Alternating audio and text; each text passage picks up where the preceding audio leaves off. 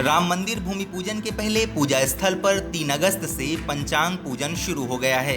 गौरी गणेश की पूजा के साथ ही राम मंदिर के भूमि पूजन का 3 दिवसीय अनुष्ठान सोमवार सुबह 9 बजे से राम जन्मभूमि परिसर में प्रारंभ हुआ। इसके बाद माता सीता की कुलदेवी छोटी देवकाली और भगवान राम की कुलदेवी बड़ी देवकाली की पूजा की गई। पहले दिन अनुष्ठान के यजमान श्री राम जन्मभूमि तीर्थ क्षेत्र ट्रस्ट के कोषाध्यक्ष महंत गोविंद देवगिरी बने।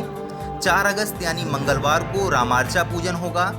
5 अगस्त को पीएम मोदी मुख्य पूजन करेंगे। इसी क्रम में मंदिर मंदिर अनुष्ठान शुरू होगा।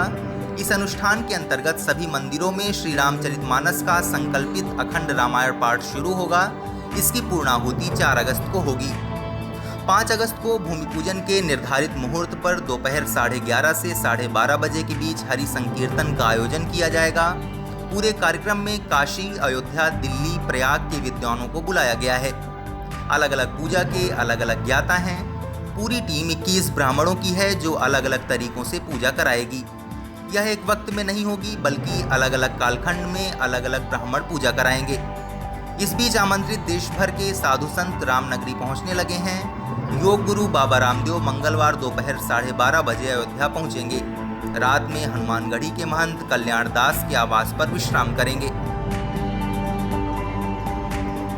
राम मंदिर के भूमि पूजन की घड़ी अब नजदीक आ रही है। बहुत कम वक्त बचा है जब प्रधानमंत्री नरेंद्र मोदी अयोध्या में राम मंदिर की नींव रखेंगे। प्रधानमंत्री के आगमन के चलते अयोध्या को चारों तरफ से सील करने की तैयारी है। मुख्य कार्यक्रम की पूर्व संध्या यानी 4 अगस्त से किसी को भी अयोध्या में प्रवेश नहीं दिया जाएगा। वहीं लखनऊ के रास्ते सड़क से आने वाले वीवीआईपी को शहादतगंज से अयोध्या में प्रवेश कराने की योजना बनाई जा रही है। अयोध्या समेत फैजाबाद शहर में प्रवेश के सभी मार्गों पर पूर्व में किए गए इंतजामों की मॉनिटरिंग की जा रही है।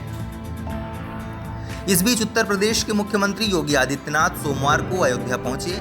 यहां पर उन्होंने तैयारियों का जायजा लिया और सुरक्षा व्यवस्था को परखा। सीएम योगी अधिकारियों को निर्देश देते उनसे जानकारी लेते हुए नजर आए। इस दौरान उन्होंने भूमि पूजन स्थल के अलावा हनुमानगढ़ी मंदिर का भी दौरा किया। मुख्यमंत्री की तरफ से ट्वीट कर लोगों से अपील की गई है कि वो घर पर बैठकर ही ऐतिहासिक दृश्य का नजारा लें। उल्लेखनीय है कि कोविड-19 वायरस के कारण बड़ी संख्या में लोगों को आने की अनुमति नहीं है। भूमि पूजन के दौरान भी 200 से कम मेहमान मौजूद रहेंगे।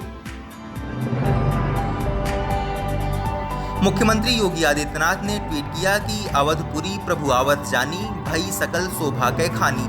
सीएम ने लिखा कि कई शताब्दियों की प्रतीक्षा पूर्ण हो रही है, व्रत फलित हो रहे हैं, संकल्प सिद्ध हो रहा है। सभी श्रद्धालुजन घर पर दीप जलाएं, श्री रामचरितमानस का पाठ करें। प्रभु श्री राम का आशीष सभी जनों को प्राप्त होगा। प्रधानमंत्री नरेंद्र मोदी 5 अगस्त को राम मंदिर निर्माण के लिए भूमि पूजन करने अयोध्या पहुंच रहे हैं। वो यहां रामलला के दर्शन करेंगे, लेकिन उससे पहले हनुमानगढ़ी जाएंगे। अब आप सोच रहे होंगे कि आखिर प्रधानमंत्री भगवान श्री राम से पहले उनके भक्त हनुमान का दर्शन क्यों करेंगे? क्या ऐसी कोई परंपरा है या फिर कुछ और? नहीं, कुछ और नहीं।